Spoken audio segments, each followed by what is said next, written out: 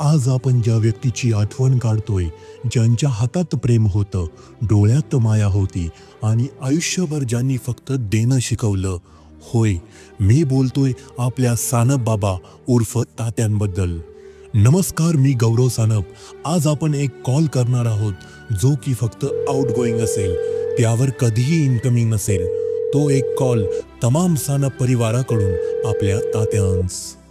श्रीराम प्रभूंच्या पदस्पर्शाने पावन झालेल्या नाशिक जिल्ह्यातील सिन्नर तालुक्यातील चिंचोली या पुण्यनगरीत 16 ऑगस्ट 1930 रोजी तुमचा जन्म नकाई नारायण सानप व नारायण तुकाराम सानप या गरीब शेतकरी कुटुंबात झाला.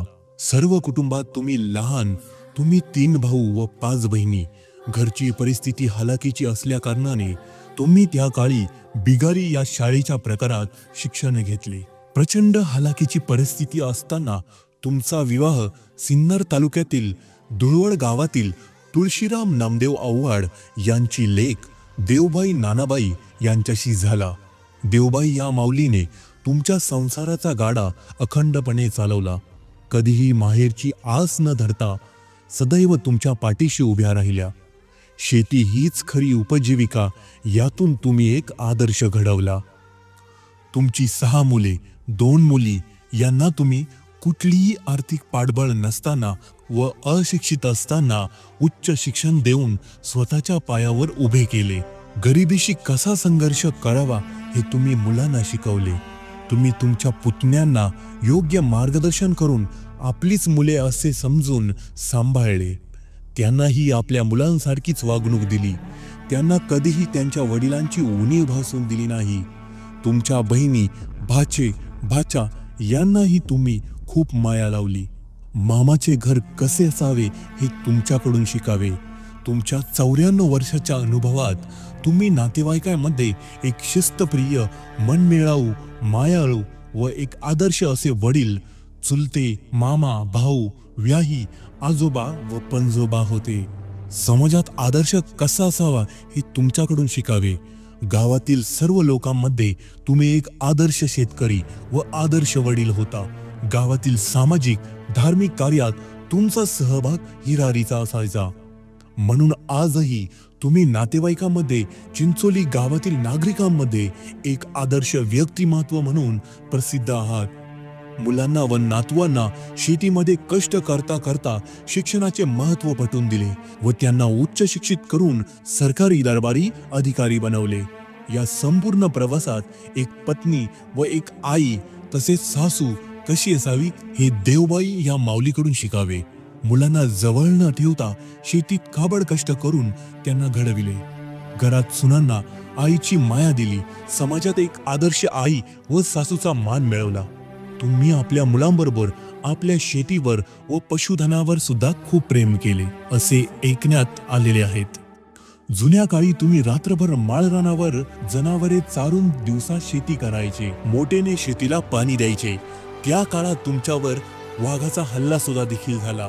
त्यावेळी तुम्ही वाघाशी झुंज देऊन वाघास पळवून लावले होते. घरची परिस्थिती हलाखीची असल्या कारणाने तुम्ही मोठ्या दोन्ही मुलांना शिक्षणापासून दूर ठेवून शेतीत लक्ष देण्यास सांगितले. मोठा मुलगा काही दिवस व्यवसायानिमित्त मुंबई येथे गेला, परंतु आपली बहीण मताबाई भाबड हिने परत मुलांना शिक्षण पूर्ण करण्यास सांगितले. त्यात त्याचा मोलाचा वाटा राहिला. बंधुप्रेम कसे असावे हे तुमच्या 8 मुले व मुली यांच्याकडून शिकावे. त्यानंतर मोठ्या मुलांनी आपल्या लहान भावांना शिक्षणासाठी त्यांच्यासोबत इगतपुरी, कळवण व नाशिक येथे ठेवले. त्यामुळे पूर्ण कुटुंबाचा शैक्षणिक व आर्थिक विकास घडू शकला. या सर्व गोष्टींमध्ये तुमची लहान बहीण अंबाबाई पालवे आई हिने मोलाची साथ दिली. आज शिक्षणाचा पायंडा तुमच्या मुलांनी पुढे वापरला व त्यांचे भाचे, भाच्या, पुतणे व पुतण्या यांना शिक्षणासाठी स्वतः जवळ मुंबई कल्याण येथे ठेवले. आज सर्व तुमची मुले, नातू, नाती, नातसुना या विविध क्षेत्रात चांगल्या पदावर कार्यरत आहेत. महात्मा फुलेंच्या युक्तीप्रमाणेच आपल्याला शिकता आले नाही, परंतु आपल्या मुलांना शिक्षित करून समृद्ध केले. आपल्या आयुष्यात काही कठीण काळ आलेत. त्यात आपल्या धर्मपत्नी देवबाई निवृत्ती सानप या 16 डिसेंबर 2017 रोजी आपल्याला सर्वांना सोडून देवाघरी गेल्या व आपल्या घरातील सर्वांचा आवडता तुमचा नातू संदीप 4 जानेवारी 2020 रोजी कर्तव्यावर असताना अचानक काळाने घाला घालून आपल्यापासून हिरावून नेले. या सर्व कठीण काळामध्ये तुम्ही आम्हा सर्वांना सावरले, परंतु नियतीने तुम्हाला आमच्यापासून 18 नोव्हेंबर 2024 रोजी आमच्यापासून हिरावून नेले. तुम्ही आमच्यावर केलेले संस्कार आम्ही कधीही विसरणार नाही. आजच्या या प्रसंगी आम्ही आपणास ग्वाही देतो की तुमचा वारसा आम्ही सदैव पुढे चालू राहून देऊ. हीच आजच्या दिवशी तुम्हाला खरी आदरांजली असेल. सदैव आठवणीत कधीही न ऐकू येणारा आवाज ते म्हणजे आमचे तात्या.